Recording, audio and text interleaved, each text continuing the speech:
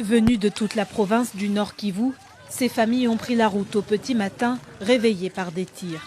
Dans l'urgence, certaines ont emporté bétail, effets personnels, eau et vivres, de quoi tenir jusqu'à Goma. La situation n'est pas bonne. Nous n'avons pas pu dormir à cause des détonations et des explosions. Voilà pourquoi nous préférons fuir pour ne pas mourir ici. Boniface Kwagumio, responsable de la commune de Kibumba, affirme que les rebelles du M23 ont attaqué une position militaire congolaise. Mais d'autres sources locales accusent des Rwandais d'avoir participé au combat survenu dans les environs du groupement de Buumba en territoire de Nyiragongo. Kigali continue de démentir tout soutien au M23. En chemin, la présence de chars n'est pas pour rassurer les déplacés. Depuis cette nuit, nous entendons des tirs de balles partout et qui se sont poursuivis jusque ce matin. Dans cette zone sinistrée depuis l'éruption volcanique du 22 mai dernier, les autorités sont dépassées. On ne pouvait pas s'imaginer qu'une marée humaine comme ceci, femmes, enfants, hommes, bétail que vous voyez, malades que vous voyez en train de s'évacuer, pouvait se délocaliser d'un coup sans aucune alerte.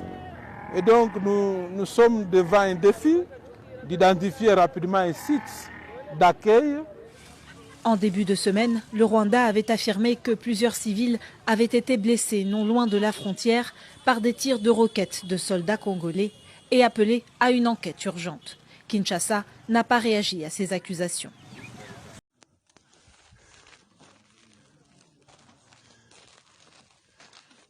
Nani?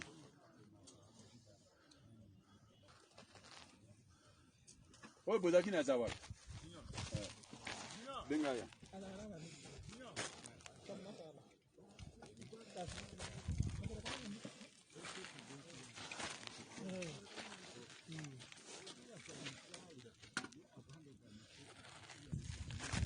Nazawa pi.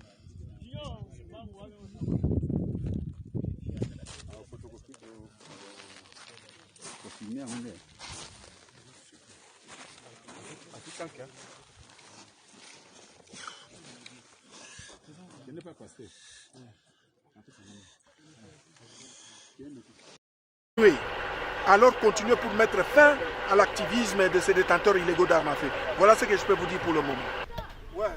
Ce qui est important, nous demandons à la population de garder son calme et d'avoir confiance en son armée. Nous allons en finir une fois pour toutes.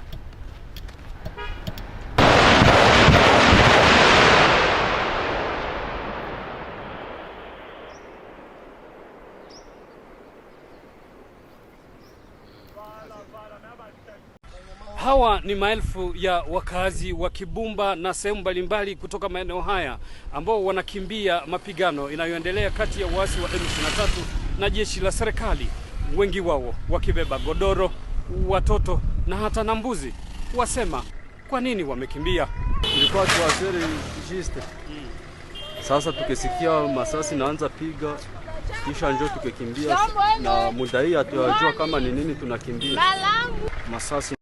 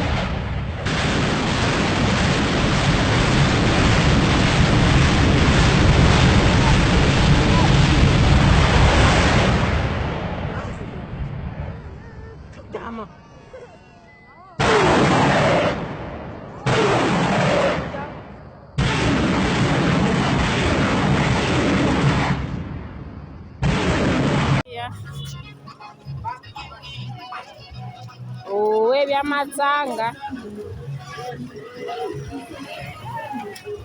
Owe.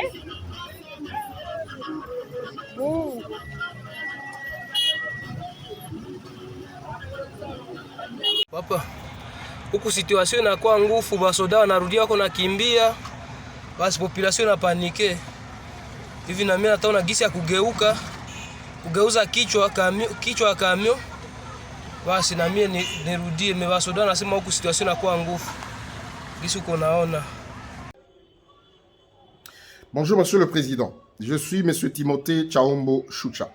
Je viens très rapidement par cette vidéo vous sensibiliser, Excellence Monsieur le Président, afin que vous puissiez en ce moment critique jouer pleinement votre rôle de président de la République, chef de l'État, commandant suprême des forces armées et de la police nationale congolaise, vous qui êtes le président du Conseil national de sécurité. Monsieur le Président, loin de moi l'idée de vous administrer ou donner une quelconque leçon ici, car vous êtes garant de la Constitution et vous savez plus que tout le monde le rôle et les prérogatives d'un président de la République, chef de l'État. Il s'agit ici, mu par un esprit patriotique, de vous donner mes quelques idées au moment où le Rwanda nous attaque. Monsieur le Président, vous avez montré assez votre bonne volonté, parce que pour tout chef d'État, il a toujours eu 3 options sur sa table. L'option diplomatique, l'option politique et l'option militaire. Avec le Rwanda et le pays de la région, vous avez montré votre disponibilité pour une option diplomatique, une diplomatie de développement. Le Rwanda ne l'attend pas de cette oreille. Vous avez d'ailleurs amorcé les discussions avec les groupes armés. À Nairobi, aujourd'hui, nous avons autour de la table un certain nombre de groupes armés, parmi lesquels des groupes armés qui portaient l'agenda du Rwanda, notamment le M23. Le Rwanda nous agresse, le Rwanda nous attaque, les services de renseignement, tous nos services spéciaux vous font rapport minute par minute et vous le savez. La communauté internationale le sait. Monsieur le Président, j'ai une petite idée. Veuillez nous mobiliser, Monsieur le Président, comme fait le président ukrainien. Veuillez convoquer l'Assemblée nationale et le Sénat et prononcer votre discours. Veuillez consulter, Monsieur le Président, votre prédécesseur. Et même la classe politique, parce qu'à ce moment-ci, nous devons taire nos divergences. Il s'agit de la fierté, du fait que nous soyons Congolais, de la souveraineté de notre pays qui est en jeu. Goma est menacé de tomber. Et vous allez finalement convoquer le Conseil supérieur de défense, Monsieur le Président. Il ne s'agit pas d'agresser un quelconque pays. Il s'agit in fine, Monsieur le Président, d'ouvrir un compte en banque. Nous contribuerons $1 par Congolais.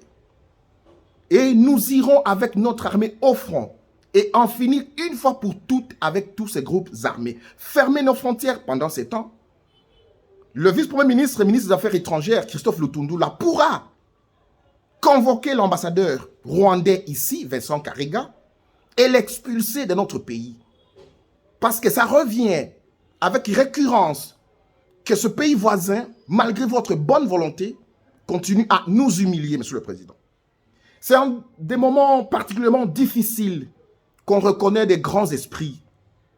Et c'est une occasion pour vous. Loin de moi ici l'idée de me lancer dans une campagne électorale, c'est une occasion de vous faire aimer davantage par les compatriotes congolais.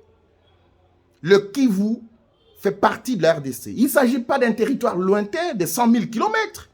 Il s'agit de la RDC et nous sommes en RDC et c'est nos compatriotes qui tombent. Le meilleur de nos hommes tombe. C'est le moment de faire revenir, même au pays, Monsieur le Président, les anciens militaires des forces armées zaïroises qui ont été formés. Jean-Pierre Bemba en connaît quelque chose.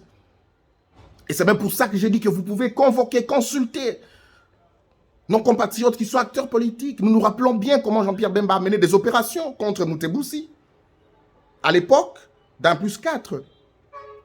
Notre armée est capable, Monsieur le Président, la restructurer en ce moment, aligner nos meilleurs hommes au front.